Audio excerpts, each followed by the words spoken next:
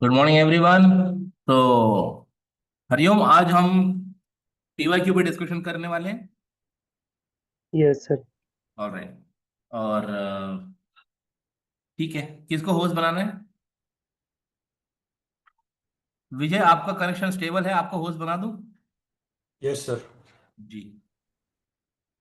ठीक है। Over to you, start कीजिए।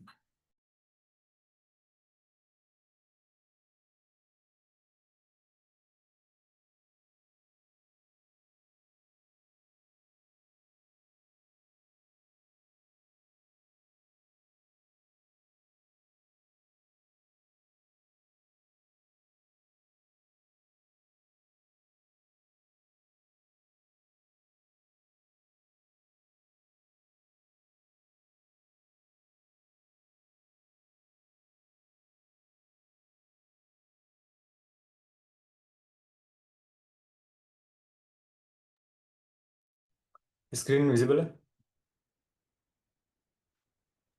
हाँ। क्वेश्चन नंबर 13 से स्टार्ट करते हैं।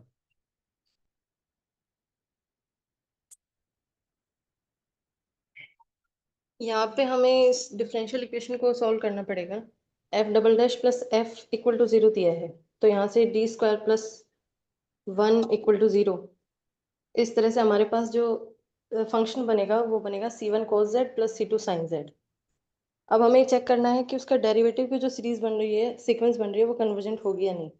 तो जब हम उसका डेरिवेटिव करेंगे F dash F double dash triple dash, तो चार बार डेरिवेटिव करने से तो अलग अलग वैल्यू आएगी, लेकिन चार के बाद जैसे डेरिवेटिव करेंगे तो वही चीज़ रिपीट होगी। तो मतलब हमारे पास किसी एक वैल्यू पे ये सीक्वेंस कन्वर्जन नहीं हो रही, चार अलग अलग लिमिट पॉइंट मिल रहे हैं।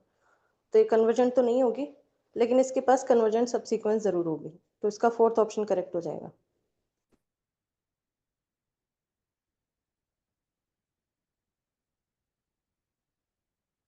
नंबर 14। 14 में लिखा है modulus of e to the power equals to 1। तो यहाँ पर z को x प्लस आयोटा वाई रख लेंगे। वहाँ से फिर इसे सॉल्व करेंगे तो देखेंगे लास्ट में आएगा e to the power x into cos y equals to zero होना पड़ेगा 1 होने के लिए। तो e to the power x कभी जीरो हो नहीं सकता, कॉस वाई को जीरो होना पड़ेगा। So y equals to 2n+1 5/2। Option b will be correct.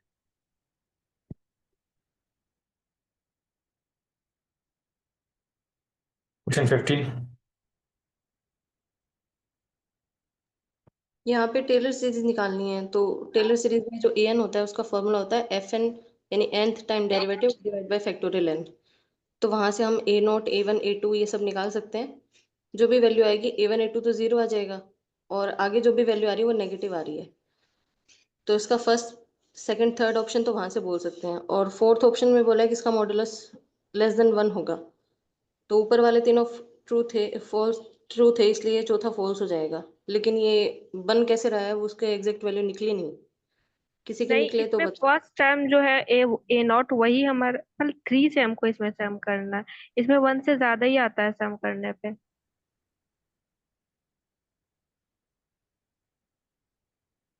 क्या बोल रहे थे?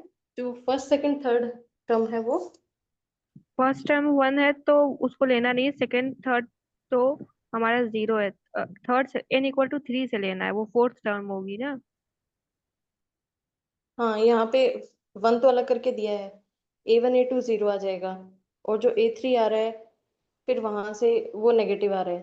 तो मतलब वो सब ऐड करके वन से बड़ी वैल्यू आ रही है, यही बोलना चाह रहे हो? जी। ठीक है। वो मैंने सॉल्व करके देखा, लेकिन वो फर्स्ट वैल्यू इसके निकली नहीं वन से ज्यादा। इसमें जो फंक्शन का आपने डेरिवेटिव किया तो डेरिवेटिव करने के बाद जीरो रखा, तो वो लेंथी प्रोसेस नहीं हो रहा है?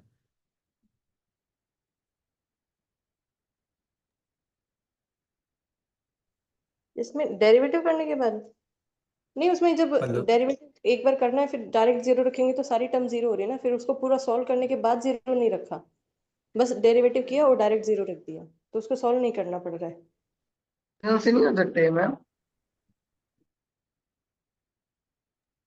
डायरेक्ट डायरेक्ट एक्सपेंशन से भी देख सकते हैं हम।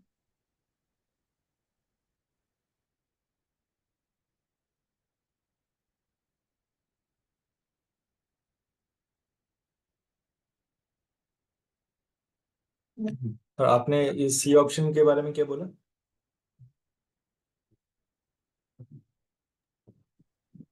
इसके सारे टर्म्स नेगेटिव आएंगे ना, तो ये इसमें फॉल कर जाएगा। ये और इसको 0 आ हम रहा है क्या? कोफिशिएंट इक्वेट करके भी कर सकते हैं। हाँ, ये एफ डैश ओपन जेड की करके। वैल्यू जो दी हुई है उसका अगर उसका हम एक्सपेंशन करके उसका इंटीग्रेशन कर दें तो एफ जेड के कोएफिशिएंट आ जाएंगे और सबके सब नेगेटिव ही आएंगे, क्योंकि जो एक्सपोनेंशियल होगा उसका जो एक्सपेंशन होगा उसमें सारे के सारे कोएफिशिएंट पॉजिटिव होंगे और जेड स्क्वायर से मल्टीप्लाई करने पे भी पॉजिटिव आएगा, और बाहर नेगेटिव है तो सारे एन को वो नेगेटिव बना देगा अगर जीरो नहीं होगा तो।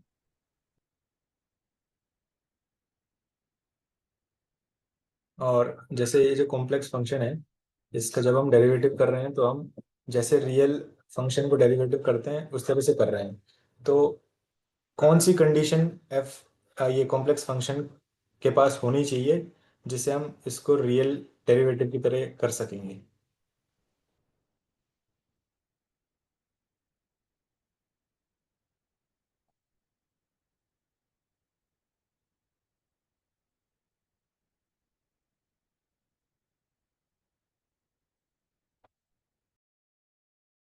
यहाँ पर जो गिवन फंक्शन है वो इन टर्म्स ऑफ जेड है और हमें उसका डेरिवेटिव करना है, तो सी आर इक्वेशन सेटिस्फाई कर जाए तो हम इसका डेरिवेटिव कर सकते हैं। फंक्शन तो हाँ, और वन। उसमें जेड बार भी नहीं और सिंगुलरिटीज भी तो नहीं है।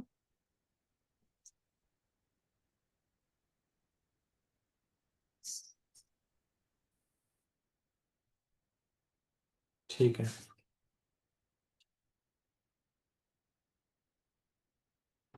नेक्स्ट क्वेश्चन करें।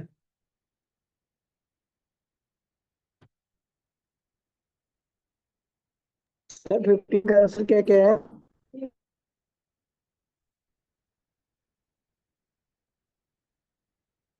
क्या बोल रहे हो आप? इसका आंसर क्या क्या है?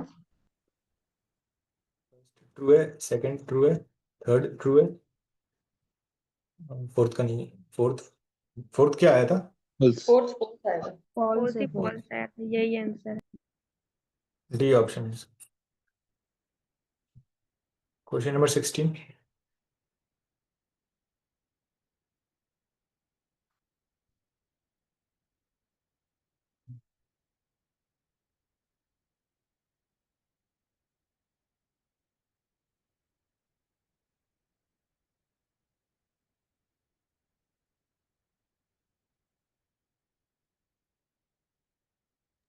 ये समझ नहीं आया, जैसे इसको मिनिमम मॉड्यूलस से करना है क्या? यहाँ पर लिखा है फंक्शन हमारे पास नॉन कांस्टेंट और इंटायर फंक्शन है, नॉन कांस्टेंट है और इंटायर है, फिर लिखा है mod F Z equals to one at boundary. तो इसका मतलब यहाँ से क्या मिलेगा कि जो फंक्शन की मैक्स वैल्यू होगी मैक्सिमम मॉडुलस प्रिंसिपल से वो वन हो जाएगी। फिर इसके बाद में क्या लिखा है, जैसे ऑप्शन बी को अगर लिख पढ़ते हैं, ऑप्शन बी में क्या लिखा है, f has at least one zero in you. तो अगर हम ऑप्शन बी को ट्रू लेकर के चल रहे हैं तो वहाँ पे क्या होगा, F has at least one zero in you, अगर यू के अंदर एक जीरो आ गया तो फंक्शन क्या हो जाएगा वहाँ पर, मतलब मिनिमम वैल्यू उसकी अंदर मिलेगी। अंदर अगर मिनिमम वैल्यू अंदर मिलेगी, मिनिमम मॉडुलस प्रिंसिपल से क्या होता है कि अगर नॉन कांस्टेंट फंक्शन है तो उसकी मिनिमम वैल्यू जो होगी वो बाउंड्री पर ही मिलेगी। हाँ, कॉन्ट्रडिक्शन आ जाएगा अगर बी ऑप्शन ट्रू लेके चलें तो। जीरो उसकी मिनिमम वैल्यू होगी, ये कैसे पता चलेगा हमें? मैक्सिमम बोलना 100%। चाहिए यहाँ पे। नहीं, हम मिनिमम वाली लेकर के चल रहे जीरो हैं। जीरो मिनिमम इसलिए होगा क्योंकि दिया गया है कि बाउंड्री पे वन है, तो अगर नॉन कांस्टेंट होना चाहिए तो वो अंदर ही होना चाहिए, क्योंकि अगर कांस्टेंट मतलब होता तो वो बाउंड्री पे मिलता मिनिमम। जीरो इसलिए हाँ, भी क्योंकि बोलेंगे ना क्योंकि मैक्सिमम एफ होता जेड है। पे मॉड लगाया है ना हमने। मॉड का मिनिमम हम्म, तो जीरो ही होता है।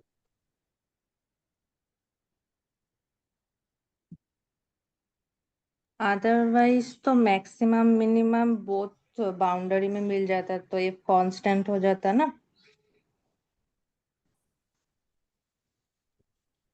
तो हाँ, जीरो तो ऑप्शन आना बी तो पड़ेगा। ट्रू, ऑप्शन बी तो ट्रू हो जाएगा ना, क्योंकि वही है।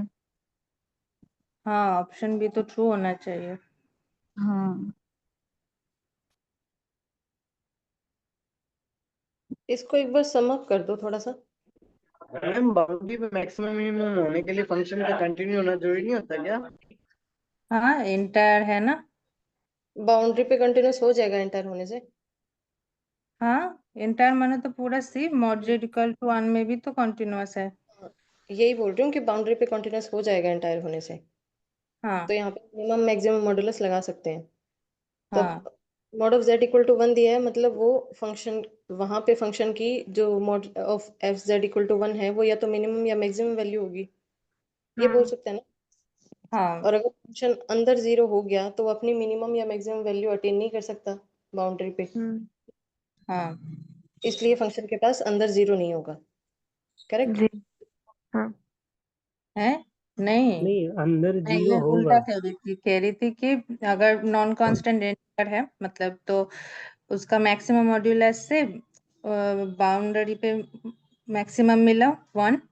अगर हम सपोज कर ले कि उसका 0 नहीं है तो मिनिमम मॉड्यूलस भी 1 हो जाएगा, तो कांस्टेंट फंक्शन आ जाएगा, नॉन कांस्टेंट नहीं रहेगा, इसीलिए उसके अंदर एक 0 रहना होगा, फिर वो नॉन कांस्टेंट रह सकता है।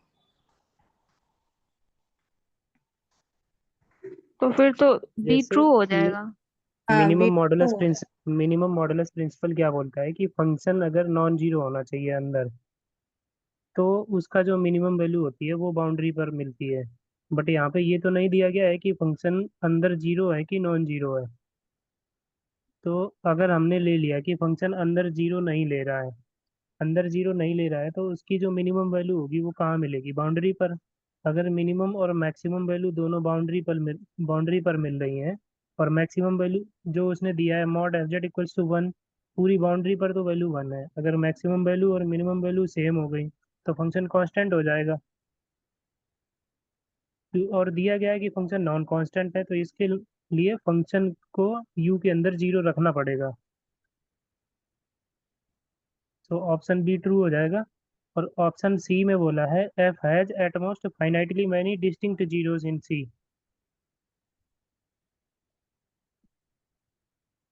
सी होना चाहिए कि यू होना चाहिए?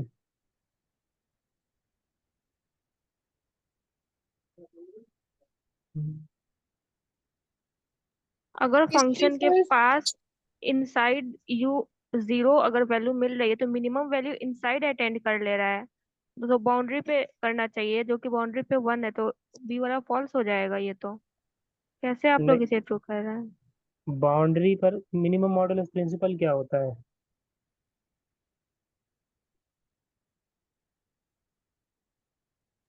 मिनिमम मॉड्यूल ये होता है ना कि अगर फंक्शन मिनिमम अटेंड कर रहा है तो बाउंड्री पे अटेंड करेगा, पर बाउंड्री पे तो हमको 1 दे रहा है, तो इनसाइड तो वो 0 हो फंक्शन ही नहीं सकता। उसके फंक्शन साथ एक एनालिटिक होना कॉन्वर्स चाहिए। करना फंक्शन है। एनालिटिक होना चाहिए गिवन डोमेन में, तो वो हाँ, बाउंड्री पर मिनिमम अटेन करेगा बस। नहीं नहीं, F of Z not equal to 0 अंदर होगा। जीरो नहीं होना चाहिए।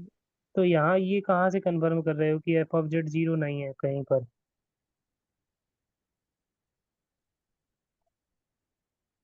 क्योंकि बाउंड्री पे 1 ले रहा है तो मिनिमम तो 1 ही हो सकता है ना, अगर ले भी रहा है तो।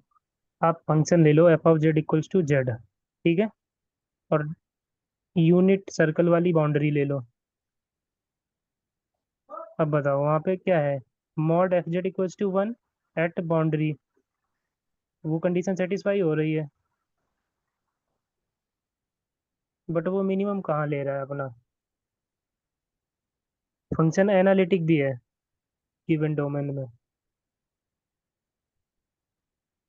इसमें यूनिट डिस्क अराउंड 1 बोला है कि 0, ये क्या बोल रखा है? Open unit.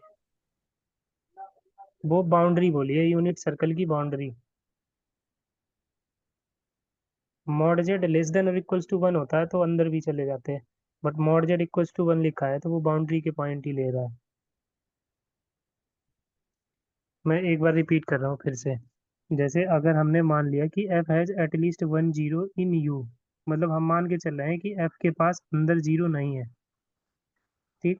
तो यहाँ पे जो लिखा है फंक्शन हमारा 1 ले रहा है पूरी बाउंड्री पर, फंक्शन नॉन कांस्टेंट है, इंटायर है, मतलब गिवन डोमेन u में क्या हो जाएगा, एनालिटिक हो जाएगा और अंदर जीरो नहीं है।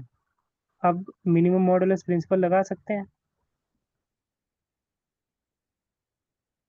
हाँ।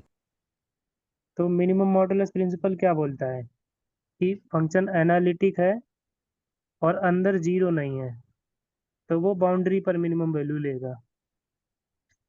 और फंक्शन इंटायर है तो बाउंड्री पर कंटिन्यूअस भी हो जाएगा, तो मिनिमम वैल्यू उसकी क्या मिलेगी, 1, क्योंकि पूरी बाउंड्री पर फंक्शन वैल्यू 1 ले रहा है।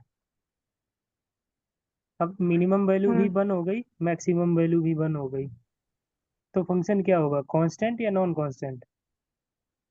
कांस्टेंट। कांस्टेंट होगा। तो ये कंट्राडिक्ट नहीं कर रहा है स्टेटमेंट को, क्योंकि फंक्शन तो दिया गया है नॉन कांस्टेंट होना चाहिए।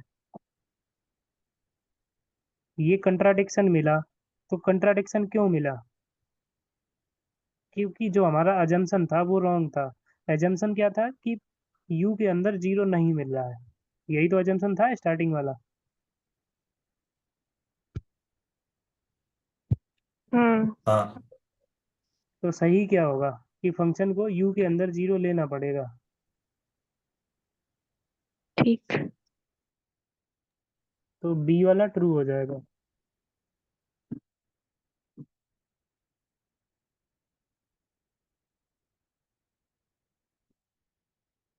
C option.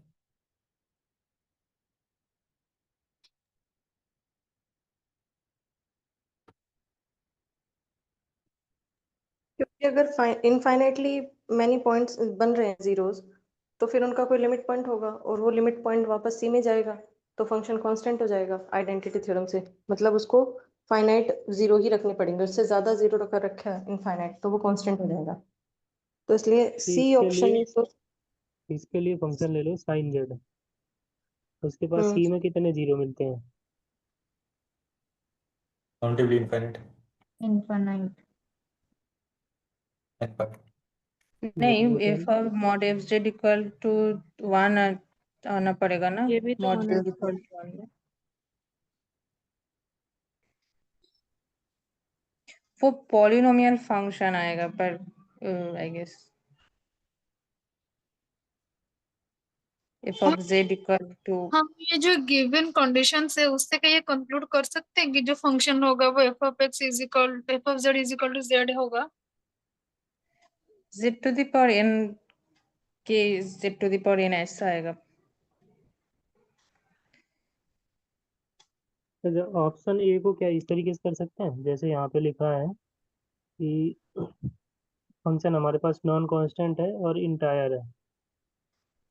Non constant entire function वो या तो सी पॉइंट पर को मैप छोड़ भी करेगा सकता है ना, या सी माइनस डब्ल्यू पर मैप करेगा। है? हाँ, बाय पिकार्ड्स थ्योरम कह सकते हैं हम कि वो डेंस होगा सी में। हाँ, तो F of c equals to c लिखा है, मतलब जो भी फंक्शन रहेगा, अगर हम मतलब सी माइनस डब्ल्यू नॉट कौन से फंक्शन मैप करते हैं, एक्सपोनेंशियल वाले। हाँ। हाँ। क्या एक्सपोनेंशियल फंक्शन गिवन कंडीशन को सेटिस्फाई कर रहे हैं, mod F Z equals to 1 at mod boundary? नहीं कर No. रहा है। हाँ, मॉडल। नहीं कर रहे हैं ना, नहीं।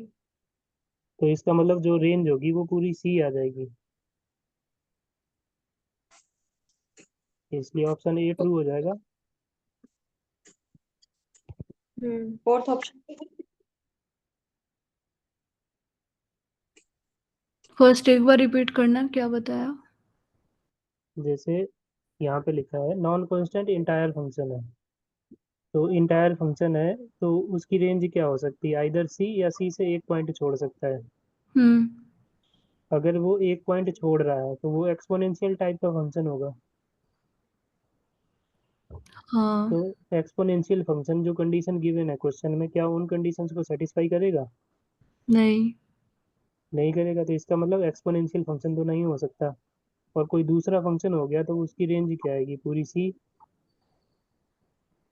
लेकिन हमको हम्म। ये इस बात की श्योरिटी नहीं है ना कि एक्सपोनेंशियल के अलावा ऐसा कोई दूसरा फंक्शन एग्जिस्ट नहीं करता जो जिसका रेंज ये मिले।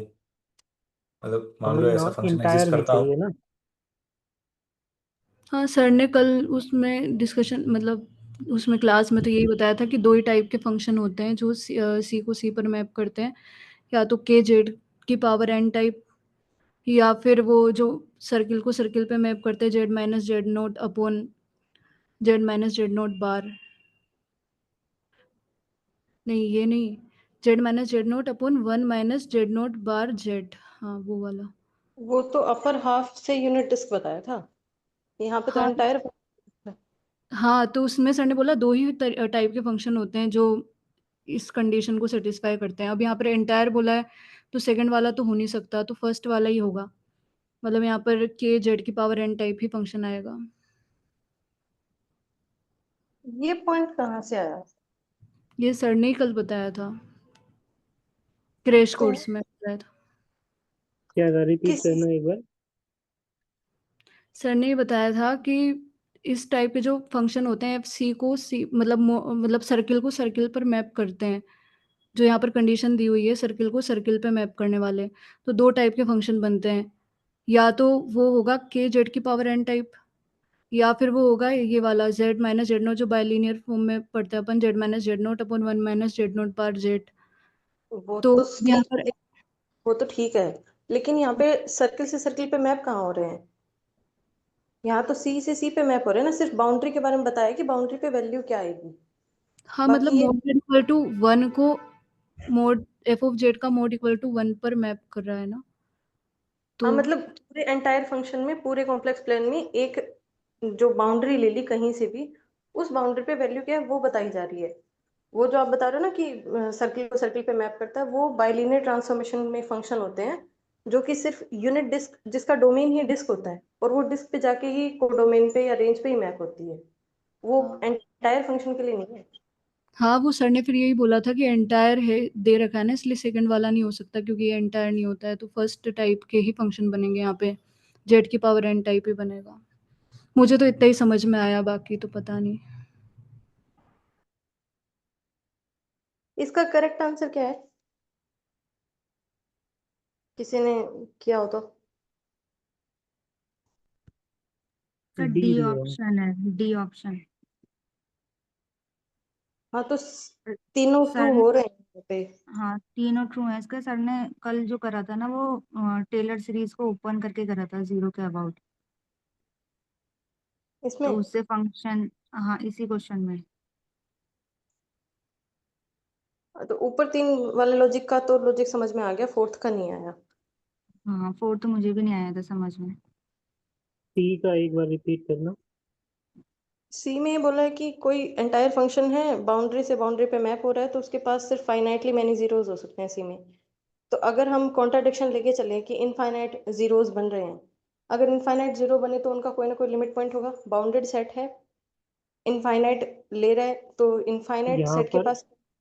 यहाँ पर जो गिवन है f has at most finitely many distinct zeros in c बोल रहा है। हम्म तो तो अगर आप कॉम्प्लेक्स, इनफाइनाइट ले रहे हो जीरो, तो उसका कोई ना कोई लिमिट पॉइंट तो आएगा। क्यों सी का कोई सबसेट ले लो, इनफाइनाइट है तो उसमें लिमिट पॉइंट मिलना जरूरी है क्या? लिमिट पॉइंट बाउंडेड सेट पे मिलता है, बाउंडेड सेट। हाँ हाँ तो बाउंडेड, बाउंडेड सेट होना चाहिए। बाउंडेड सेट की बात करें ना। हाँ बाउंडेड नहीं दिया ना। तब तो नहीं बोल सकते, मैं तो वही थ्योरी लेके चल रही थी कि infinite limit point, infinite value मिल गई तो लिमिट पॉइंट मिल जाएगा सी में। ठीक है, इसको रखते हैं, एक बार बाद में देखेंगे कहीं और सॉल्यूशन मिलता है, तो काफी टाइम लग गया इस पे। Question number 19।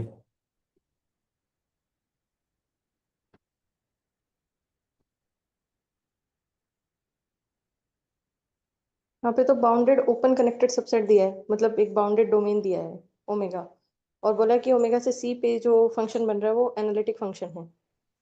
अब z के कोई सीक्वेंस ले ली जो कि z नोट पे कन्वर्ज कर रही है, और आगे दे रखा है कि एफ जेड की जीरो, मतलब ये जीरोस की सीक्वेंस है, जीरोस की सीक्वेंस जाके किसी पॉइंट पे कन्वर्ज कर रही है, मतलब उसका लिमिट पॉइंट है। अगर लिमिट पॉइंट उसी डोमेन के अंदर आ गया जहाँ पे फंक्शन एनालिटिक है, तो वो आइडेंटिटी थ्योरम से कांस्टेंट हो जाएगा। ठीक है, तो अगर हमें फंक्शन को कांस्टेंट दिखाना है तब तो पॉइंट को अंदर लाना पड़ेगा, और अगर फंक्शन को नॉन कांस्टेंट दिखाना है तो उस लिमिट पॉइंट को बाहर लाना पड़ेगा। अब इसमें बोला है कि अगर फंक्शन नॉन जीरो है तो जो लिमिट पॉइंट है वो बाउंड्री पे जाएगा। तो ये तो करेक्ट है, क्योंकि अंदर आते ही तो वो कांस्टेंट बन जाता है। तो फंक्शन को हमें नॉन जीरो लेना है, तो बोल सकते हैं कि जेड नॉट बाउंड्री पे होगा। और डी वाला इनकरेक्ट हो जाएगा कि जेड नॉट हमेशा ही बाउंड्री पे होगा। हो सकता है फंक्शन कांस्टेंट हो और वो अंदर आ जाए। और सी में बोला है अगर जेड नॉट अंदर आ रहा है डोमेन के, तो कोई ऐसी रेडियस मिलेगी जहाँ पे फंक्शन की वैल्यू जीरो हो रही है। तो जब पूरा कांस्टेंट पूरा फंक्शन ही जीरो बन रहा है, तो फिर जो डिस्क बनेगी उस पर भी फंक्शन की वैल्यू जीरो ही होगी। तो सी वाला भी करेक्ट हो जाएगा। और बी में बोला है कि ऐसा कोई डिस्क मिलेगा जिसपे फंक्शन की वैल्यू जीरो है। जब तक हम फंक्शन को कांस्टेंट या नॉन कांस्टेंट नहीं बोल देते तब तक हम नहीं बता सकते। अगर ये नॉन कांस्टेंट फंक्शन हुआ तब तो फंक्शन जीरो नहीं बनेगा। तो बी वाला गलत हो जाएगा। एक बार और बता दीजिए अनिता जी। यहाँ पे हमें जो डोमेन दिया था वो क्या दिया है, बाउंडेड ओपन कनेक्टेड, मतलब एक बाउंडेड डोमेन दिया है। ठीक है, आगे बोला कि फंक्शन होलोमॉर्फिक है, साथ में दे दी एक सीक्वेंस, और सीक्वेंस भी किसकी है, जीरोस की, क्योंकि लिखा है कि एफ जेड के इक्वल टू जीरो है। तो मतलब एक जीरोस की सीक्वेंस उठाई है और उसका लिमिट पॉइंट बताया है जेड नॉट। यहाँ तक समझ आया कि एक जीरोस की सीक्वेंस ली और वो जेड नॉट पे जाके कन्वर्ज कर रही है। अब आइडेंटिटी थ्योरम क्या कहती है कि अगर हमारे पास कोई जीरोस की सीक्वेंस है, अगर उसका लिमिट पॉइंट उस पॉइंट पे अगर फंक्शन एनालिटिक है तब तो वो कांस्टेंट बन जाएगा, और अगर उस पॉइंट पे फंक्शन एनालिटिक नहीं है तो वो सिंगुलैरिटी बन जाएगी। यही बताता है। अब अगर ये जो जेड नॉट पॉइंट है ये ओमेगा के अंदर आ गया, मतलब फंक्शन एनालिटिक बन जाएगा उस पॉइंट पे, और जैसे ही उस पॉइंट पे एनालिटिक हुआ मतलब फंक्शन कांस्टेंट। और इसमें पहले से बोला है कि फंक्शन जीरो वैल्यू ले रहा है, तो एक वैल्यू अगर जीरो आ गई तो और कांस्टेंट फंक्शन है तो वो मतलब हमेशा आइडेंटिकली जीरो ही बन जाएगा, मतलब फंक्शन जीरो बनेगा। और अगर ये जेड नॉट इस जो डोमेन दिया है इसके बाहर आया तो फंक्शन नॉन कांस्टेंट होगा, तब उसका कांस्टेंट होना जरूरी नहीं है। तो बस इन दो पॉइंट पे ये चारों ऑप्शन है। पहले में बोला है कि अगर फंक्शन नॉन जीरो है मतलब नॉन कांस्टेंट है, तो जो जेड नॉट है उसको बाउंड्री पे ही होना पड़ेगा। तो नॉन जीरो से आप कैसे बोल रहे हो नॉन कांस्टेंट? नॉन जीरो मतलब यहाँ एफ ऑफ पर जेड। क्योंकि यहाँ पे कांस्टेंट फंक्शन को जीरो दिखाया है जेड के पॉइंट्स पे, मतलब हाँ एक तो बार हम अगर फंक्शन फंक्शन को नॉन जीरो और जीरो बोलेंगे, लेकिन यहाँ कांस्टेंट और नॉन कांस्टेंट का वर्ड यूज नहीं करेंगे। अगर जीरो हो जीरो गया है तो वो तो नॉन कांस्टेंट ही हुआ ना। जाएगा ना।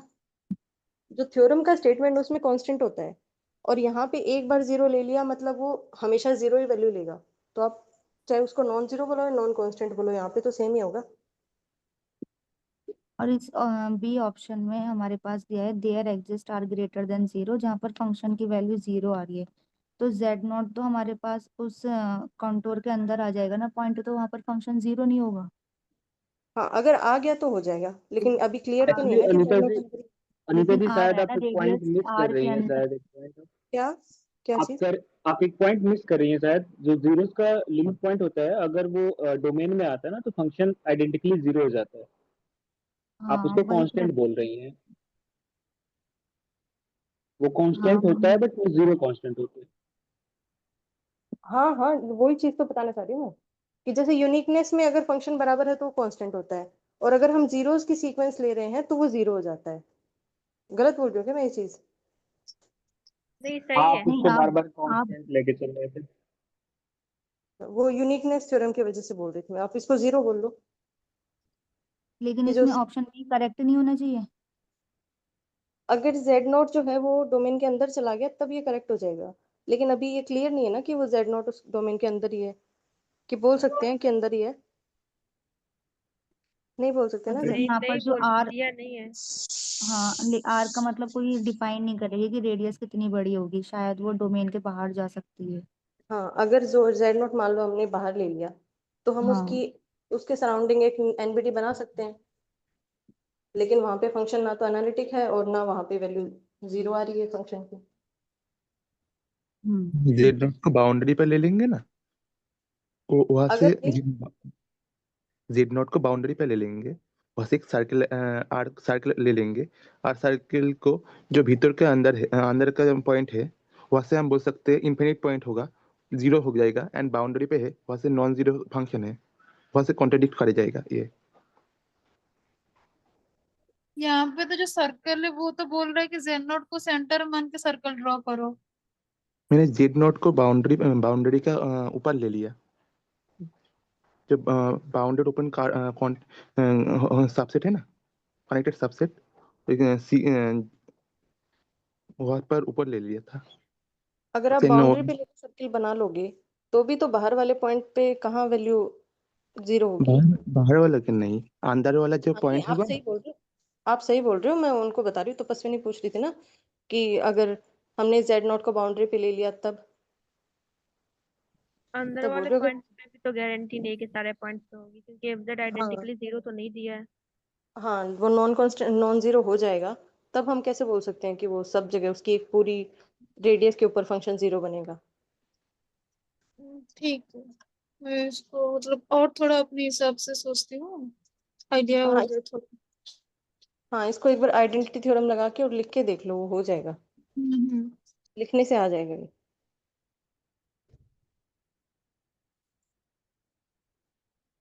Question number 20। क्वेश्चन नंबर 20 में हमारे पास ओपन सबसेट दिया है ओमेगा सी का, और जिसके अंदर जीरो कंटेन कर रहा है, और ई टू द पावर जेड हमारे पास नॉन कांस्टेंट एंटायर फंक्शन होता है। तो हम बाय ओपन मैपिंग थ्योरम से हम इसको ओपन बोल सकते हैं।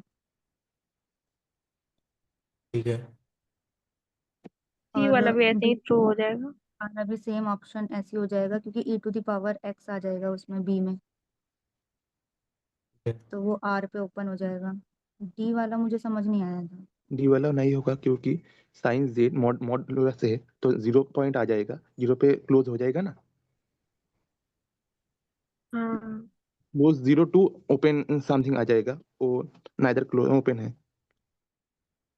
एक हाँ बार फिर से उसमें बताना zero D option. Modulus sine Z का वैल्यू जीरो से स्टार्ट करेगा, तो जीरो पे तो वैल्यू टच करेगा, तो जीरो पे क्लोज हो जाएगा, जीरो अच्छा पॉइंट अच्छा, पे पॉइंट नहीं, मिलेगा। नॉट मॉडुलस ओपन का हो जाएगा। मतलब मॉडुलस का मतलब क्या है यहाँ पर? एब्सोल्यूट वैल्यू से, या फिर जो हम वो निकालते हैं mod Z equals to root में x square plus y square, इस टाइप से? हाँ, क्योंकि मैंने जो साइन जेड का मॉड निकाला उसको जब किया कि वो क्या होता है, cos sine x cos hyperbolic y plus iota cos x sine hyperbolic y. तो इसका जब रियल पढ़ इमेजिनरी पढ़ का स्क्वायर करके स्क्वायर रूट, तो समझ में नहीं आ रहा है कि उसको कैसे करें। मतलब वो रियल होगा या फिर क्या होगा। रियल तो होगा, बट उसकी वैल्यूज कैसे कैसे लेंगे। साइन जेड को जो वैल्यू आ जाएगा उसका रूट ओवर करके, जो मॉड्यूलस मैंने प्लस वैल्यू आ जाएगा, वो ले लेंगे यहाँ पे, तो वो जीरो से जीरो होगा, और जीरो से ज्यादा होगा, क्योंकि रूट ओवर है। इनका कहने का मतलब ये है कि अगर हम साइन जेड की रेंज देखें तो वो आपके पास नेगेटिव पॉजिटिव दोनों आती है, लेकिन जैसे हम उसमें मॉडुलस लगा लेंगे तो वो क्लोज्ड जीरो टू आगे जो भी आपका अल्फा हो, क्लोज्ड जीरो टू अल्फा बनेगी ना। तो उसमें जीरो तो हमेशा इंक्लूड होगा साइन की रेंज में, तो वो ओपन नहीं बनेगा। ओपन सबसेट बनाने के लिए क्या होगा, दोनों साइड से ओपन होना चाहिए, लेकिन यहाँ पे नेगेटिव तो हो नहीं सकती मॉडुलस में वैल्यू।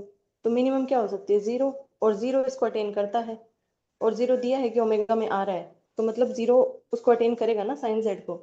तो closed zero to alpha open बन सकती है, या फिर अल्फा क्लोज्ड भी हो सकती है, लेकिन जीरो से तो वो क्लोज हो गया, इसलिए ओपन नहीं बन पाएगा। एक बार फिर से रिपीट करना, मतलब ये समझ में नहीं आ रहा है कि यहाँ पे मॉड का मतलब क्या है। हाँ, एक बार विजय जी मेरे हिसाब से साइन जेड को अगर उसको लिखेंगे साइन एक्स प्लस आयोटा एक वाई। सेकंड, एक सेकंड। अगर मॉड जेड आप ऐसे बोल रहे हो, तो इसमें जो real part of F Z है उसका स्क्वायर प्लस इमेजिनरी पार्ट का स्क्वायर, तो ये जो स्क्वायर रूट फंक्शन हाँ, है ये तो आपको हमेशा पॉजिटिव ही देगा ना। मैं ये बोलना चाह रही हूँ कि जो भी मॉडुलस की वैल्यू होती है, चाहे आप फॉर्मूला लगा के करो या नॉर्मली करो, मॉडुलस का मतलब क्या होता है, जो नेगेटिव रेंज होती है उसको हटा के वो पॉजिटिव रेंज बना देता है, मतलब नॉन नेगेटिव रेंज बना देता है। तो रेंज क्या हो सकती है, तो पॉजिटिव हो सकती है, या उसमें जीरो आ सकता है। अब क्वेश्चन में पहले से दिया है कि 0 ओमेगा के अंदर है, तो साइन 0 की वैल्यू तो 0 होती है, मतलब जो साइन फंक्शन है वो 0 वैल्यू तो अटेन कर लेगा, तो जो भी वैल्यू आएगी पॉजिटिव उसमें 0 तो आएगा। तो जो साइन की रेंज बनेगी वो क्लोज्ड 0 टू ओपन आए या क्लोज्ड आए कुछ भी आए, लेकिन उसमें 0 तो इंक्लूड होगा ही ना, तो ओपन कैसे हो सकती है? नहीं, वो तो ठीक है। एक बार ना इसका थोड़ा एक मतलब एक्स, इसको थोड़ा ओपन कर, real part of Z square plus imaginary Z square का स्क्वायर रूट, इसका रियल पार्ट क्या होगा? Sine x cos hyperbolic y, और इमेजिनरी पार्ट होगा cos x sine hyperbolic y. इसी को थोड़ा आगे बढ़ाओ, जैसे साइन जेड जो है वो सभी वैल्यू अटेन कर सकता है कॉम्प्लेक्स की। यस। हाँ, अगर तो अगर यहाँ पे सी का डोमेन है तो अभी तो हाँ सिर्फ हाँ, ओमेगा। हम मान लो ओमेगा को सी ले लिया मैंने, हम्म तो वहां पे क्या होगा, साइन जेड जो है आयोटा वैल्यू ले सकता है।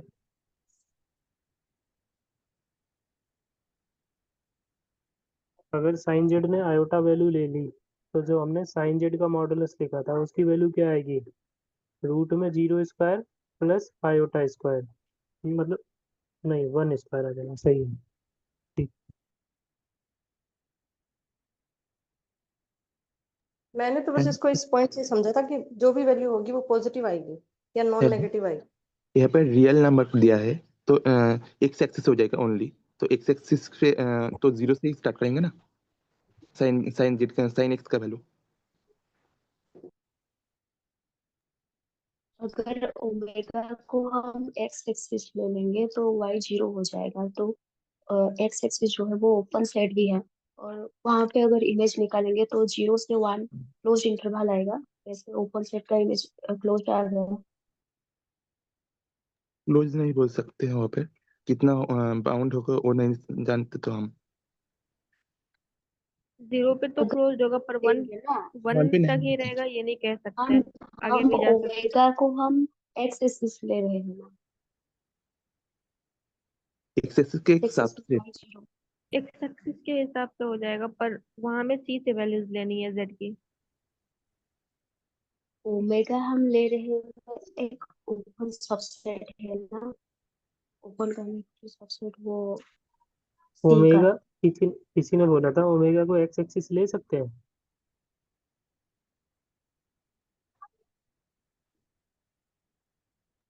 हाँ, अगर ओमेगा को ले ओमे, दिया है तो एक्स एक्सिस ओपन नहीं होता है क्या? हाँ वही तो, जो एक्स एक्सिस है वो सी में ओपन होगी। यहाँ पे तो आर है ना। नहीं, वो तो साइन मॉड साइन जेड के बारे में बात करी गई है, किसी ने बोला था कि ओमेगा को एक्स एक्सिस ले सकते हैं। क्योंकि मैंने यहाँ एक्स पे देखो, एक्सिस की तो ये लिमिट पॉइंट होगी, वो भी तो उसी पे ही लाइन लाए होगी। तो ओपन होने की मत डेफिनेशन क्या होती है, उसका नेबरहुड बनाएंगे, वो उसी सेट में जाना चाहिए। और सी में हाँ, नेबरहुड क्या होता है, ओपन इंटरवल या बॉल ओपन बॉल। बॉल होता है, वो तो ओपन नहीं होता है कोई भी लाइन सी में। हाँ तो वही बोला, जैसे यहाँ पे लिखा है कि omega be an open subset of c, तो अगर हम एक्स एक्सिस ले रहे हैं ओमेगा, तो ओमेगा को, तो वो क्वेश्चन को ही कंट्राडिक्ट कर रहा है। मैंने इसे किया था कि जो साइन एक्स साइन जेड लिखा है, तो इसे हम एक्स प्लस आयोटा वाई, फिर sine x into cos hyperbolic y plus iota cos x into sine hyperbolic y, वहां से मॉड निकालेंगे, तो मॉड आएगा sine square x into cos hyperbolic square y plus cos square x into sine hyperbolic square y. फिर यहाँ से identity लगाएंगे, cos hyperbolic square y minus sine hyperbolic square y equals to 1, इसको रखेंगे, तो लास्ट में बचा था sine square x plus sine hyperbolic square y. तो ये दो रियल नंबर्स का स्क्वायर का सम आया है। अगर हम एक्स और वाई दोनों को 0 0 ले रहे हैं तो 0 वैल्यू अटेन कर रहा है। फिर इसके बाद किसी भी एक्स किसी भी वाई के लिए, मतलब किसी भी जेड के लिए, ये हमेशा पॉजिटिव वैल्यू ही लेगा, तो 0 पर क्लोज्ड हो जाएगा। बाकी के पॉइंट्स क्या होंगे वो हमें नहीं पता। तो इसका मतलब जो साइन मॉड जेड वाला, मतलब मॉड साइन जेड है, वो ओपन तो नहीं मिलेगा क्योंकि एक साइड से क्लोज्ड हो जा रहा है।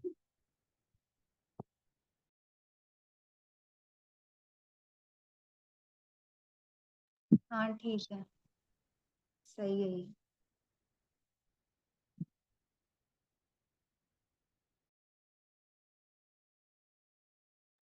इसके आगे क्वेश्चन होंगे?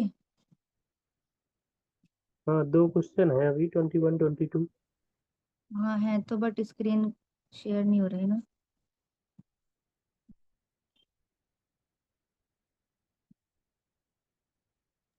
विजय जी नहीं है। विजय जी बोले उनके वाईफाई ऑफ हो गया, लाइट चला गया तो वो नहीं कर पा रहेंगे।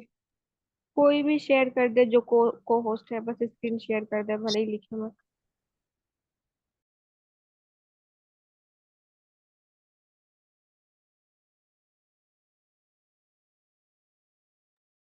मेरे को होस्ट बना दो यार, मैं शेयर कर दे रहा हूँ पोस्ट को। सुनील सर हैं क्या इस मैंने ट्राई ग्रुप में? की मैं, मैंने ट्राई किया था स्क्रीन शेयर करने का, लेकिन वो होस्ट की परमिशन चाहिए।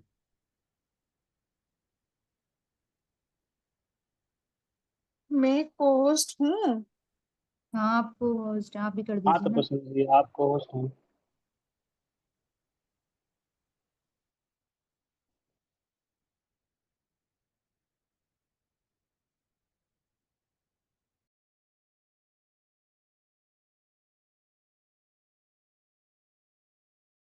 अनीता जी है क्लास में? हाँ, नहीं है। क्या हुआ? है। पीयूष को ऑफ है। को होस्ट बना दीजिए।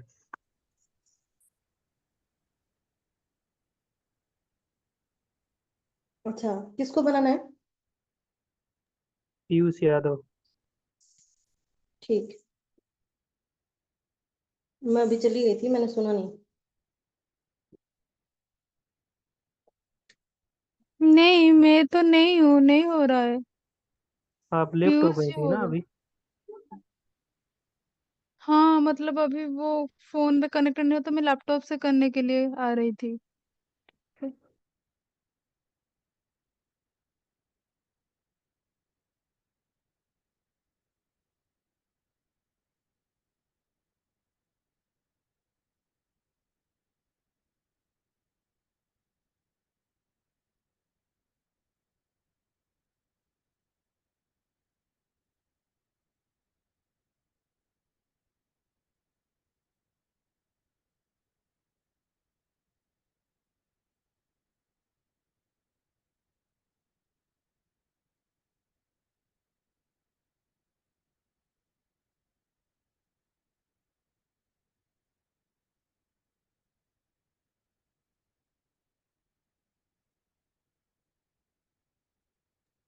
एक बात बताओ यार, स्क्रीन विजिबल थी क्या? हाँ वहाँ पे क्वेश्चन नहीं दिख रहे थे, कुछ लिखने के लिए दिख रहा था। हाँ हाँ वही। आप क्वेश्चन शेयर कर लो, पीडीएफ। अभी दिख रहा है ना? नहीं। अभी भी नहीं दिख रहा है?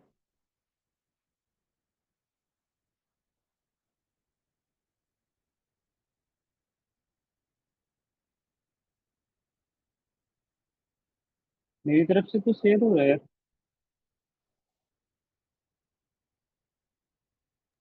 तपस्वनी जी आप कर लो फिर।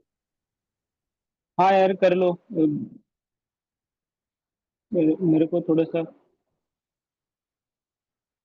हाँ, इशू मैं आ रहा है इस तरफ से। इसीलिए मतलब जूम पे लैपटॉप में शेयर करने के लिए गई, तो लैपटॉप में जब आ रही हूँ तब पोस्ट नहीं हो, मतलब फोन में जब कनेक्ट करूँ अभी तब हो। post। एक सेकेंड। अभी हो, आप पहले नहीं थे। नहीं, फिर से बनाओ।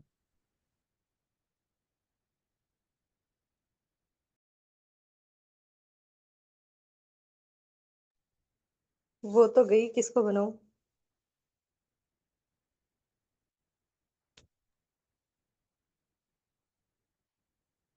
यहाँ पे शेयर का मतलब शेयर व्हाइट बोर्ड आ रहा है और स्क्रीन के ऑप्शंस आ रहे हैं। पर नहीं, उससे नहीं हो पा रहा ये। मैंने भी एक बार ट्राई करके देखा था शेयर में। उसमें जो फाइल है उसको खोलना पड़ेगा, फिर उसको सिलेक्ट करना पड़ेगा। ओके। तो ही तो क्वेश्चन है, ऐसे ही सबके पास क्वेश्चन है तो मुंह से बोलकर कर लेते हैं। हाँ और क्या, वो भी ठीक रहेगा।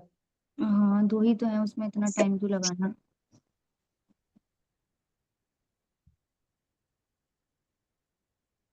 अभी नहीं हूँ मैं, अभी कोई शेयर कर रहा है या फिर मुझे सब बना दो, मैं लैपटॉप से कनेक्ट की हूँ, फटाक से शेयर कर दूंगी। हाँ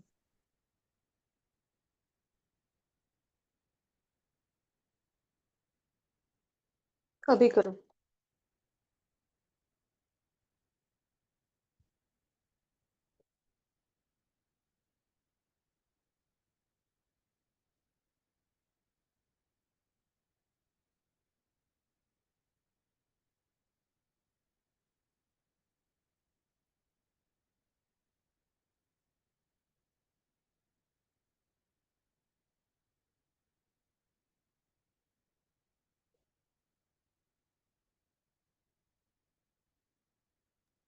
हो रहा है।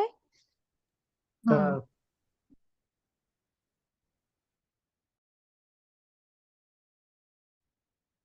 हाँ इसमें किसी को डाउट है कि हो गया था ये वाला? हो गया था ये, डाउट सम नहीं अप है। कर देना एक बार 21।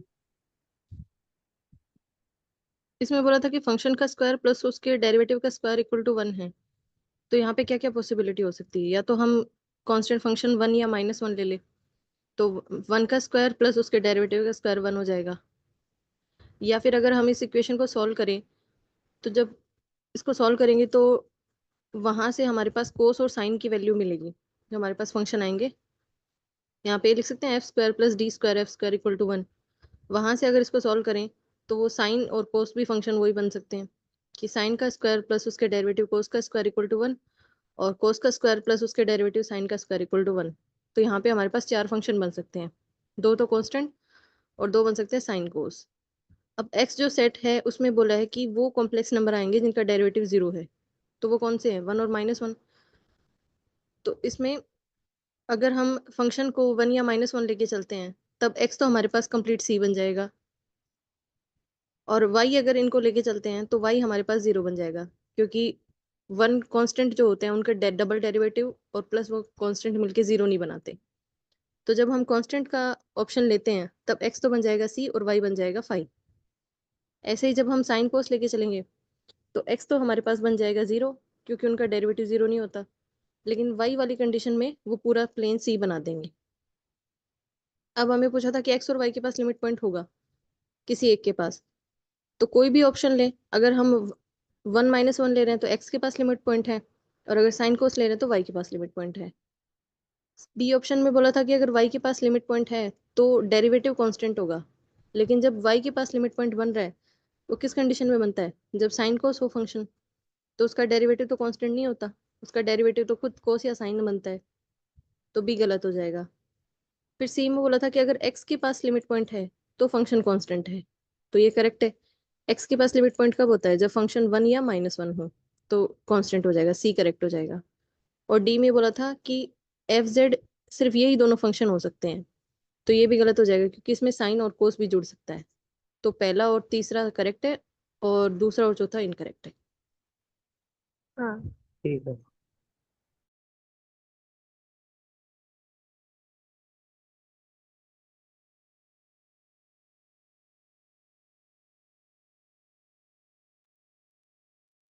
ट्वेंटी टू में ये चेन रूल से इसका डेरिवेटिव कर सकते हैं, तो फर्स्ट ऑप्शन तो करेक्ट हो जाएगा, है ना। और ठीक। सेकंड ऑप्शन में, चेन रूल से मतलब? मतलब जैसे ये दिया हो e पावर कोस x², तो इसका डेरिवेटिव कैसे करते हैं हम? पहले एक्सपोनेंशियल का करते हैं, फिर उसका होने के बाद उसका जो अंदर वाला फंक्शन है कोस, उसको करते हैं, फिर उसके बाद करते हैं x² को। हाँ तो फिर कंपोजिशन में दिया है ना फंक्शन ये। हाँ एफ ऑफ 0 इक्वल्स टू 0 दिया है, तो एफ डैश 0 की पावर n आ जाएगा।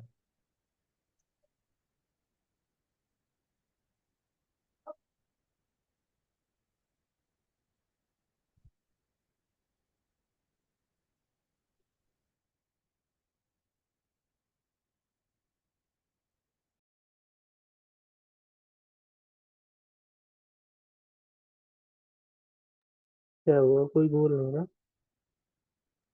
नहीं, मुझे लगा कोई और बता रहा है। नहीं। मतलब मैंने वही बोला था कि फर्स्ट में जैसे हम अगर n की वैल्यू 2 लेकर के चलते हैं तो f ऑफ f बनेगा। इसका मतलब f ऑफ f का डेरिवेटिव क्या होगा जो लेफ्ट में लिखा है एट 0, वो इक्वल टू हो जाएगा f डैश ऑफ f, फिर इनटू में f डैश, फिर जब x की जगह 0 रखेंगे तो वो f डैश 0 का होल स्क्वायर आ जाएगा। इस हिसाब से ऑप्शन ए ट्रू हो जाएगा ना। हाँ, हाँ और सेकंड के लिए हम z फंक्शन ले सकते हैं, है ना, उसका बार बार डेरिवेटिव करेंगे तो। ये बता दो कोई अगर किसी ने किया तो, बी सी डी। सेकंड में डेरिवेटिव तो नहीं करना है, बस कंपोजिशन लेना है। हाँ तो फिर वो आइडेंटिटी बन जाएगा ना वहां से, तो उसके इक्वल आना चाहिए। हाँ डोमेन तो सेम ही रहेगा ना, यू से यू तक ही तो एफ डिफाइन है, तो एफ ऑफ यू भी यू में होगा, फिर वहां से फिर यू तक ही डिफाइंड हो पाएगा। तो F of U, F N of U तो यू में ही कंटेंट होगा ना। कंटेन होगा और इक्वल होगा, तो यहाँ पे सबसेट एंड इक्वल टू का ऑप्शन होना चाहिए था। ये आंसर की में भी सही दे रखा है। अब अगर इसको कंटेन्ड एन इक्वल टू मान के चलो तब तो बी सही होगा। नहीं ऐसा मतलब आप बोल रहे हैं कि प्रॉपर सबसेट हो का ये है। हाँ, इसमें बोला कि ये प्रॉपर सबसेट है, और इसका कॉन्ट्रडिक्शन बन सकता है अगर हम फंक्शन को z ही लेके चले तो उसका कितनी बार भी कंपोजिशन कर ले वापस z ही आएगा। तो मतलब एफ एन यू जो होगा वो u के बराबर ही आएगा। यहाँ पे कंटेनमेंट नहीं, मतलब इक्वलिटी आनी चाहिए। मैंने तो ऐसा कंटेन सोचा कि एफ एन यू जो है यू के अंदर कंटेंट हो, मतलब एफ एन यू के हाँ सारे पॉइंट्स यू में होंगे, मैंने तो ये सोचा था। हाँ, ये पॉइंट सही है, कंटेन होगा। लेकिन कंटेन के साथ बस सर का ये कहना था कि यहाँ पे इक्वलिटी भी होनी चाहिए कंटेनमेंट के साथ, तो वो तो अलग तो बात है। सी वाला कैसे किया?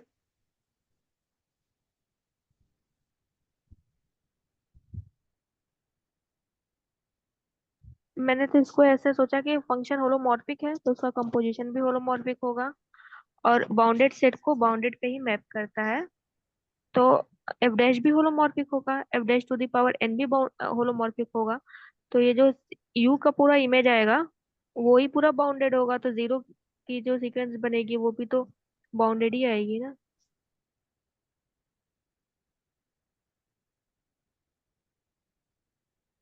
मतलब आपके कहने का मतलब है कि अगर एफ होलोमॉर्फिक है तो उसका डेरिवेटिव भी होलोमॉर्फिक होगा, और हाँ फिर डेरिवेटिव का कंपोजिशन भी होलोमॉर्फिक होगा। हाँ, और उससे जो सीक्वेंस बनाएंगे, ये सीक्वेंस ही बनेगा ना लास्ट में, तो वो हम्म। सीक्वेंस बाउंडेड सीक्वेंस बनेगी। यू भी तो हमें बाउंडेड दिया है, तो बाउंडेड को बाउंडेड पे ही तो मैप मैप करेगा होलोमॉर्फिक फंक्शन। वो एंटायर नहीं होता क्या वहां से, एंटायर बाउंडेड को बाउंडेड पे मैप करता है? नहीं, उसके फंक्शन मिल सकते हैं। जैसे यहाँ पे होलोमॉर्फिक। क्या है, एफ हमारे पास होलोमॉर्फिक दिया गया है, यू बाउंडेड है, तो उसका डेरिवेटिव करेंगे। एक ही बार तो डेरिवेटिव किया गया ना, एफ डैश 0 की पावर n, हम्म। तो कोई भी फंक्शन लिया हमने उसका डेरिवेटिव किया, होलोमॉर्फिक है बाउंडेड है, तो उसका डेरिवेटिव क्या आएगा, बाउंडेड ही रहेगा ना, हाँ क्योंकि डेरिवेटिव जो रहेगा वो होलोमॉर्फिक होगा, और बाउंडेड सेट से बाउंडेड सेट पर डिफाइंड है, तो वो फंक्शन भी बाउंडेड रहेगा। तो उसके किसी भी पॉइंट पर वैल्यू निकालेंगे तो वो तो हमेशा बाउंडेड ही आएगी ना। जी। हम्म, ठीक है। ऑप्शन सी इस तरीके से ट्रू हो जाएगा। डी में क्या हम्म, होगा? डी वाला तो मुझे भी नहीं समझ आया कि इसका डेरिवेटिव जो है वो वन पे स्क्वायर लेमा से कर सकते हैं। ये बाउंडेड ओपन सेट है, यू और से यू में। में तो मतलब ये कंडीशन होता है, यहाँ पे ये पूछ रहा है कि होगा या नहीं होगा। हाँ तो अगर हम वो अप्लाई करना चाहें तो ओपन सेट से ओपन सेट पे जा रही है, zero F of zero equal to zero है, तो उसका डेरिवेटिव एम अपॉन आर से बाउंडेड होता हाँ, है ना। स्क्वाड्स लेमा से हो जाएगा ये। तो वो यूनिट एम कैसे, एम कैसे पता एम करें। वाले से नहीं करेंगे तो उसका दूसरा फॉर्मूला नहीं होता कि mod of F dash A is lesser than equals to 1 minus of mod of F A square upon 1 minus mod of A square. तो यहाँ ए हाँ मतलब 0 है और मॉड एफ 0 हमारे पास 0 है, तो वहां से हमारे पास 0 0 हो जाएगा और 1 बचेगा, मतलब 1 माइनस 0 अपॉन 1 माइनस 0। हाँ, वहां से हो जाएगा ये। बस हाँ पर उसमें उसमें डिस्क दी जाती है, चाहे यूनिट हो या ना हो। लेकिन यहाँ पे यू से यू दिया है तो उसको डिस्क कंसिडर कर सकते हैं कि बाउंडेड ओपन दिया है तो हम डिस्क लेके चलें। मुझे बस इस चीज में कंफ्यूजन था कि स्क्वायर्स लेमा यहाँ पे अप्लाई कर सकते हैं क्या? करेंगे तो वहां से आ तो जाएगा आंसर।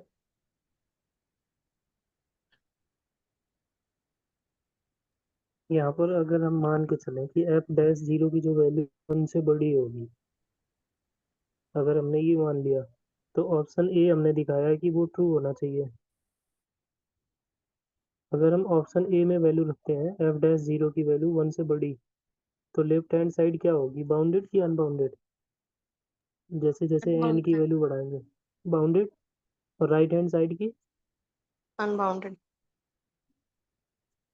यहाँ से कुछ मतलब कंट्राडिक्ट कर सकते हैं।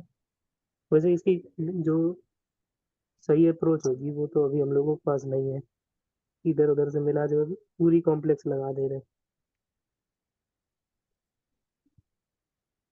ये वाला सर ने करवाया था क्या कहीं पे? उसमें देख ले कि स्क्वायर्स लेमा लगवा रखी है या नहीं।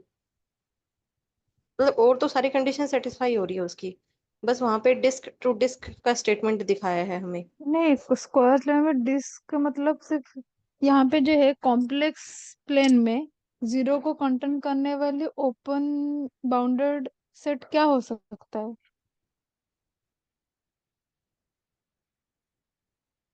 ओपन तो वहाँ बाउंडेड अगर डिस्क ले तो वहां से हो तो जाएगा। आर लेमा में सर्कल ही लेकर के चलते हैं, तभी हम वहाँ पे उसका जो फंक्शन का बाउंड होता है वही निकाल पाते हैं। अगर हम सर्कल ना लें, कोई दूसरा मतलब टेढ़ा मेढ़ा सा ले लिया यू, हाँ, तो वहाँ प्रॉब्लम हो जाएगी ना फिर। ठीक है, ये वाला देखते हैं कहीं पे इसका आंसर मिलता है तो डी वाला कैसे किया है इसके बारे में करेंगे डिस्कस। और एक वो एफ जेड वाला क्वेश्चन बचा था ना इसमें।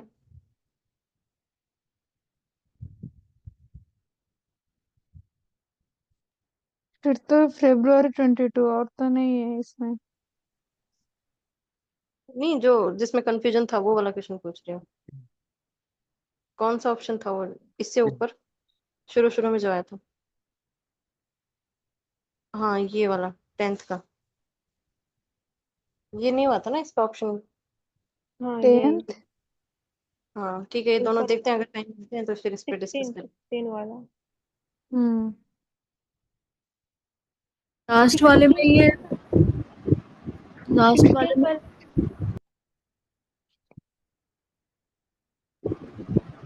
हेलो, हाँ बोलो। लास्ट वाले में ये बोल सकते हैं क्या कि यू जो बाउंडेड ओपन सेट है तो वो किसी ना किसी ओपन डिस्क में ही कंटेन होगा, और अगर उस ओपन डिस्क में श्वार्ट्ज लेमा लगा के उसको बाउंडेड बता दे तो उससे छोटे वाले में भी हो जाएगा। नहीं, जो अंदर ओपन है उसके बाहर ओपन होना जरूरी नहीं है ना। डिस्क के जो नहीं, उसको ओपन है कंटेन उसके करने अंदर। वाला, मतलब बाउंडेड ओपन सेट जो यू है उसको कंटेन करने वाला कोई ओपन डिस्क बना लें। मतलब बट सोच हमें तो वो यही रहे बाउंड हैं। के बारे में पता पता ही नहीं है ना, बाउंड तो पता ही नहीं है ना हमें, तो कुछ भी एज्यूम नहीं कर सकते। देखते हैं इसका कहीं पे कोई सॉल्यूशन मिलता है ठीक तो। है। और 16 वाला सी वाला जो ऑप्शन आप बोल रहे थे ना, अ, कि f has at most finitely many distinct zeros, तो वहां पे आप बोल रहे थे मतलब अगर इनफाइनाइटली मेनी जीरोस होगा तो F Z equals to zero बहुत सारे पॉइंट्स में होगा, तो फिर इसका मतलब है वो जो एफ जेड जो सीक्वेंस है वो एक जीरो सीक्वेंस है, तो वहां से हम बोल सकते हैं ना कि अ, मतलब आप जो पॉइंट बोल रहे थे कि वो सीक्वेंस हमें मिल जाएगा एक, जो कि मतलब जेड एन अगर जीरो पे जा रहा है तो एफ जेड एन भी जीरो पे जाएगा, तो वो पॉइंट आप सही बोल रहे थे मुझे लगता है। पर उसमें बाउंडेड नहीं दिया, मतलब सीक्वेंस तो बनेगी लेकिन वो सीक्वेंस बाउंडेड होगी तभी तो हम उसमें लिमिट पॉइंट की गारंटी कर सकते हैं ना, तो वो लिमिट बाउंडेडनेस यहाँ पे नहीं दी है, इस वजह से कंफर्म नहीं नहीं नहीं कर पा रहे। नहीं, मैं बोल रही थी कि आप इनफाइनाइटली मेनी जीरोस बोल रहे हो, तो इसका मतलब हमें एक जीरो सीक्वेंस मिल जाएगा ना, जिसका लिमिट पॉइंट सी के अंदर है, तो हाँ, इसीलिए वो कांस्टेंट हो जाए। वो तो सही है लेकिन क्या गारंटी है कि उसका लिमिट पॉइंट होगा? अगर वो डाइवर्जेंट सीक्वेंस हुई और टेंस टू इन्फिनिटी चलेगी नहीं तो नहीं, उसके पास लिमिट डाइवर्जेंट पॉइंट। कैसे होगा? मैं यही बोल रही हूँ कि डाइवर्जेंट होगा कैसे, क्योंकि आप इनफाइनाइटली मेनी पॉइंट्स पे आप जीरोस वैल्यू ले रहे हो, मतलब एफ जेड का value zero infinitely many points पे है, तो वो कैसे आप बोल रहे हो कि वो डाइवर्जेंट हो जाएगा? जीरो का जैसे सीक्वेंस बनेगा ना एक, तो जीरो अगर हम नहीं, हाँ। अगर ऐसे सीक्वेंस बन जाए कि जो इवन पे जीरो ले रही है ओड पे इंक्रीजिंग टाइप की बन रही है तो उसके पास इनफाइनाइटली मैनी जीरोस होंगे लेकिन वो डाइवर्जेंट भी हो जाएगी। आप वो आप वो केस सोच भी क्यों रहे हो? मैं पूछ रही हूँ कि हाँ, तो उसका जो आप बोल रहे हो कि एक कन्वर्जेंट सब सीक्वेंस तो होगा ना, जो भी आप केस ले रहे हो उसका तो एक कन्वर्जेंट सब सीक्वेंस होगा, तो वो तो जीरो पे ही आप कन्वर्ज एक करेगा, तो ये जीरो बताओ, पे इसी। एफ ऑफ जेड की सीक्वेंस देख रहे हैं या जेड की सीक्वेंस देख रहे हैं? हाँ मतलब आप जो बोल रहे हो कि जेड का जो भी सीक्वेंस है, अगर आप एफ जेड फंक्शन का। आप फंक्शन ले लो साइन जेड। साइन जेड के पास जीरो कितनी होती है सी में? हाँ, वो इनफाइनाइटली मैनी, क्या उसके पास काउंटेबली। Limit point? हाँ, इनफाइनाइट बोलो क्या वो, क्या उसके पास लिमिट पॉइंट मिलता है कोई सेट ऑफ जीरो के पास? नहीं तो वहाँ हम लोग कोई कंडीशन मिस कर रहे हैं, एडिशनल कंडीशन जो हमें अप्लाई करनी चाहिए। केवल हम ये बोल दें कि इनफाइनाइट जीरो मिल रहे हैं सी में तो वो उसके पास लिमिट पॉइंट मिल जाएगा, तो ये चीज़ गलत है ना। हाँ, मतलब इसको बाउंडेड दिखाना पड़ेगा कोई न किसी रीजन के साथ, फिर उसमें हम बोलेंगे। हाँ, या तो कोई टूल हम मिस कर रहे हैं हम लोग, तो उसे अप्लाई नहीं कर पा रहे हैं। हाँ, देखते हैं इसका सॉल्यूशन क्या कहीं मिलता है जहाँ सर ने करवाया हो किसी और मुझे ने। मुझे यही लगता है कि मतलब जीरोस का जो सीक्वेंस मिल रहा है रेंज में, ठीक है, तो सिंस हमें दिया गया है कि f is a non constant entire function मतलब होलोमॉर्फिक फंक्शन है, and that is also continuous, तो वहां से हम बोल सकते हैं कि ऑब्वियसली हमें डोमेन पे कोई एक सीक्वेंस मिलेगा जो कि जीरो पे कन्वर्ज कर रहा है, इसीलिए एफ जेड भी एफ जीरो पे मतलब जीरो मतलब जेड एन अगर कोई सीक्वेंस है जेड पे कन्वर्ज कर रहा है, तो एफ जेड एन भी होगा जो कि जीरो पे कन्वर्ज करेगा, ये आप एक मतलब बार एफ। लिख के देखना, अपने आप से सोचना, गलत बोल रहे हो। अच्छा ठीक है, मैं देखती हूँ। ठीक है, तो ठीक अभी है, फिर ये प्रूव करें। सर को पूछ लेंगे फिर ये। ठीक है, हाँ, अगर नेक्स्ट वाला पेपर आप में कल से कोई करें ना फिर। कॉम्प्लेक्स की क्लास ले रहा हो ना, जो क्रैश कोर्स वाले सर करवा रहे हैं जिसका ग्रुप में नोटिफिकेशन नहीं आता, तो ये वाले दोनों पॉइंट पे एक बार सर से पूछ लेना, फिर कल क्लास में डिस्कस कर लेंगे इस पे कि ओपन से ओपन में स्पार्स लेमा लगा सकते हैं या नहीं, और एक वो इनफाइनाइट पॉइंट वाला। हाँ ठीक है, व्हाट्सएप पर ही ट्राई करेंगे, अगर वहाँ बता देंगे सर तो। ठीक है, एंड कर दो फिर आज के लिए। कल इसका नेक्स्ट वाला पेपर करेंगे ना, 2022 वाला। हाँ। ठीक है।